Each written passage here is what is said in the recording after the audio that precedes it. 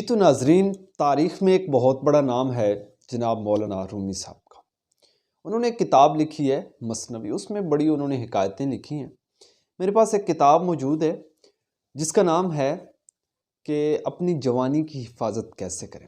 بڑی زبردست کتاب ہے، اس میں بہت ساری بڑی نایاب اور قیمتی باتیں درج ہیں، اور اگر کوئی انسان اپنی اصلاح کرنا چاہتا ہے نا، خاص طور پر اپنی جوانی کو محفوظ بنانا چاہتا ہے، اس کے لیے وہ جو کتاب ہے بڑی کارگر ثابت ہوتی ہے۔ اصل میں اس کی جو بیس ہے نا، وہ انسان کے نفس پہ بات کرتا ہے۔ کہتا ہے کہ من جاہدہ فی نفسی، یعنی قرآن کی آیت کا تذکرہ کرتے ہوئے کہ جس انسان نے مجاہدہ کرنا سیکھ لیا نا، اپنے آپ سے لڑنا سیکھ لیا نا، وہ کامیاب ہو جائے گا۔ تو یعنی اپنے آپ سے جنگ کرنا سیکھو۔ اپنے آپ سے بھی جو جنگ کرنی ہے نا، اصل میں وہ اپنے اندر سے جنگ کرنی، اپنے نفس کے خلاف جنگ کرنی، اور سب سے بڑا جہاد بھی یہی ہے۔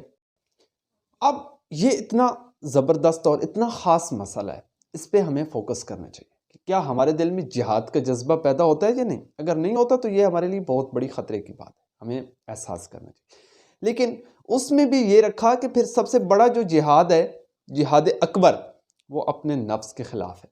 اگر آپ اپنے نفس کے خلاف جنگ کرتے ہیں نا، اپنے آپ سے لڑتے ہیں، اپنے اندر جو آپ کا نفس ہے اس کا ڈٹ کر مقابلہ کرتے ہیں، اس کے خلاف بغاوت کرتے ہیں کہ ہم تیری نہیں مانیں گے، اوپر والے کی مانیں گے، اللہ رسول کی مانیں گے، تیری نہیں مانیں گے۔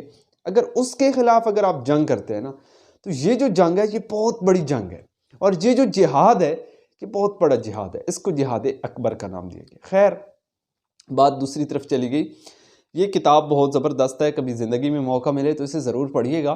اس کتاب میں رومی صاحب کی جو حکایت ہے اس کا ایک تذکرہ کیا گیا اور حوالہ دیا گیا ہے جو مجھے بڑا پسند آیا۔ یعنی تاریخ میں ایک بہت بڑا نام ہے محمود اور ایاز کا نام، یہ بہت بڑا نام ہے۔ ایک شعر بھی بڑا مشہور ہے ان کے بارے میں کہ ایک ہی صف میں کھڑے ہو گئے محمود و ایاز، نہ کوئی بندہ رہا نہ بندہ نواز۔ بڑا ایک مشہور شعر ہے۔ اب یہ میں تھوڑا سا اس کا بیک گراؤنڈ آپ کو بتانا چاہوں گا کہ محمود اور ایاز اصل میں تھے کون۔ یہ جو محمود تھا یہ ایک بہت بڑا بادشاہ تھا، بہت بڑا بادشاہ تھا، اور ایاز کون تھا؟ یہ ایک اس کا نوکر تھا، خادم تھا، غلام تھا۔ اب دیکھو کمبینیشن کتنا عجیب بن رہا ہے، ایک ہے بادشاہ، ایک ہے غلام، لیکن تاریخ میں یہ دونوں محفوظ ہو گئے۔ بادشاہ کا تو محفوظ ہونا عقل تسلیم کرتی ہے، لیکن ایاز کو کیوں اتنی اہمیت ملی؟ یہ بڑا ایک کیا کہتے ہیں کہ اہم نقطہ ہے، اس کو سمجھنے کی کوشش کیجیے گا۔ اور یہی نقطہ محمود نے سمجھایا بھی ہے بڑے خوبصورت اور بڑے نرالے انداز میں، کہ وہ جو وزرائے کرام تھے نا، وہ جو محمود بادشاہ کے جو وزیر تھے، وہ اکثر تنقید بھی کرتے رہتے تھے اور چڑھتے بھی رہتے تھے اور سوال بھی کرتے رہتے تھے محمود سے کہ جی آپ عجیب بادشاہ، ہم نے آپ کو دیکھا ہے، پایا ہے کہ آپ ایاز کو اتنی اہمیت کیوں دیتے ہیں، حالانکہ ہم وزیر ہیں اور یہ آپ کا نوکر ہے، آپ کا غلام ہے، آپ کا خادم ہے، لیکن آپ اس کو بڑی قدر کی نگاہ سے دیکھتے ہیں اور بڑی اس کی عزت کرتے ہیں، بڑا اس کا مقام ہے آپ کی نظر میں۔ آخر یہ راز کیا ہے، یہ ہمیں بھی بتائیے۔ تو محمود جو تھا وہ موقع کی تلاش میں رہا۔ اس نے کہا کوئی ایسا موقع بنے تو میں ان کو جواب دوں، یعنی پریکٹیکلی میں ان کو جواب دوں، جس زبان سے کہنا کہ اس کے یہ خوبیاں ہیں، یہ خوبیاں ہیں، یہ اوصاف ہیں، وہ بیان کرنے کی بجائے میں پریکٹیکلی دکھاؤں ان کو کہ بھائی آپ میں اور ایاز میں یہ ڈیفرنس ہے۔ تو ایک دن ایسا ہوا کہ محمود کی خدمت میں نا ایک بہت ہی نایاب اور قیمتی ہیرا پیش کیا گیا۔ اچھا، جب وہ ہیرا دیکھتے ہو کہتے واہ، میرے خیال میں میرے مسئلے کا حل نکل آیا۔ اس نے کیا کیا، بیٹھک رکھ لی اور اپنے تمام وزیروں کو بلا لیا، ایاز کو بھی بلا لیا، باری باری سب کو کہتا کہ ہاں بھائی تم آ جاؤ۔ ایک وزیر ہے، اس نے کہا یہ دیکھو یہ کیا ہے؟ وزیر نے کہا سر جی یہ ہیرا ہے۔ کہا کہ کیسا ہیرا؟ بہت قیمتی ہیرا ہے، نایاب ہیرا ہے۔ تو بادشاہ نے کہا اس کو پکڑو اور زمین پہ پٹخ دو۔ سر میں ایسا نہیں کر سکتا حضور، میں ایسا نہیں کر سکتا، بادشاہ سلامت معافی چاہتا ہوں، میں ایسا نہیں کر سکتا۔ کہا تم کیوں نہیں کر سکتے؟ وزیر کہنے لگا کہ بادشاہ سلامت آپ کو پتہ ہے یہ ہیرا ہے، بہت نایاب ہیرا ہے، دوبارہ نہیں ملے گا، اس لیے یہ میں غلطی نہیں کر سکتا۔ اوکے جاؤ۔ دوسرے کو بلایا، ہاں بھی تم ادھر آ جاؤ۔ دوسرا آ گیا، اس نے پوچھا یہ کیا ہے؟ اس نے کہا بادشاہ سلامت یہ ہیرا ہے اور بہت ہی نایاب اور قیمتی ہیرا ہے۔ اچھا اس کو پکڑو۔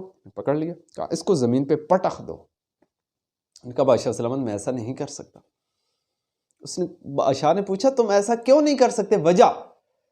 تو وہ کہنے لگا حضور یہ ہیرا ہے، یہ کوئی کانچ کا یہ پتھر کا ٹکڑا نہیں ہے کہ میں اسے پھینک دوں، اس کو یہ ہیرا ہے، بہت نایاب اور قیمتی ہیرا ہے، میں اس کو نہیں پھینک سکتا سر، معذرت، لوگ مجھے بیوقوف کہیں گے، پاگل کہیں گے۔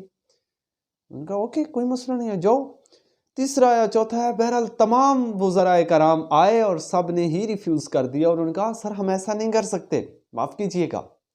اس نے ایاز کو بلا لیا، ایاز ادھر آؤ۔ ایاز آ گیا، کہا ایاز بتاؤ یہ کیا چیز ہے؟ ان کا حضور یہ ہیرا ہے۔ کہا کہ آپ کو پتہ ہے کہ کیسا ہیرا ہے؟ اس نے دیکھا ٹٹولا، کہا حضور یہ بہت نایاب اور قیمتی ہیرا لگ رہا ہے۔ اچھا، کہا ہاں سر۔ کہا اس کو پکڑو۔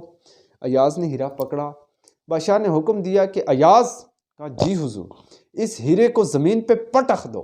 اس نے پکڑا اور پٹخ دیا۔ ایاز نے کیا کیا؟ ہیرے کو پکڑا اور زمین پہ پٹخ دیا۔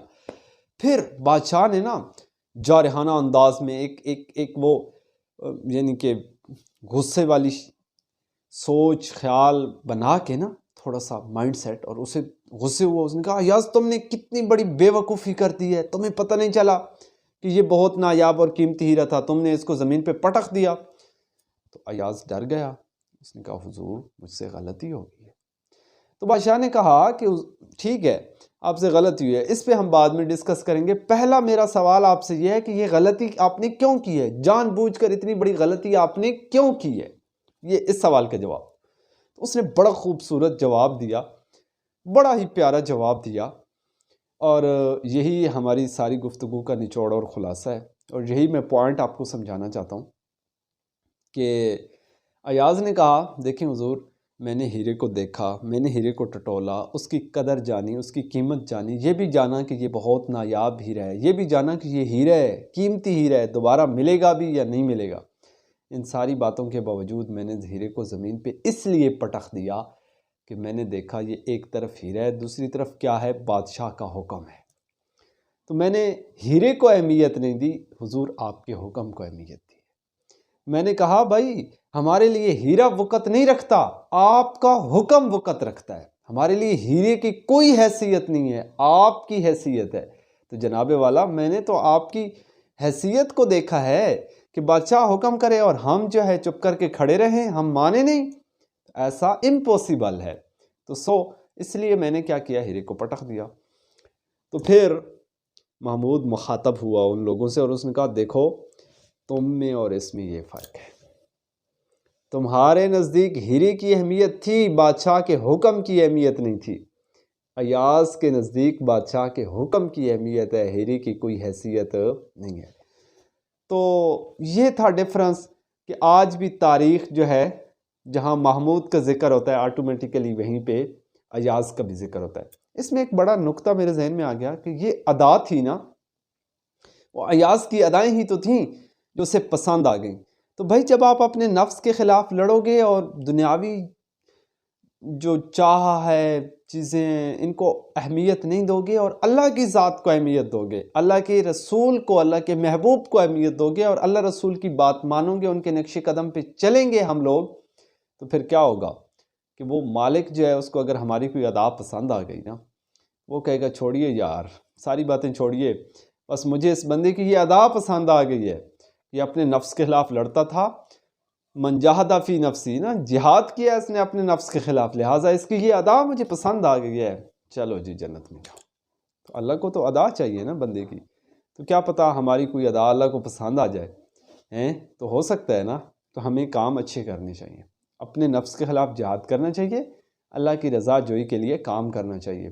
اسی کے ساتھ مجھے دیجیے اجازت، اپنا ڈھیر سارا خیال رکھیے گا، تھینک یو سو مچ، اللہ حافظ۔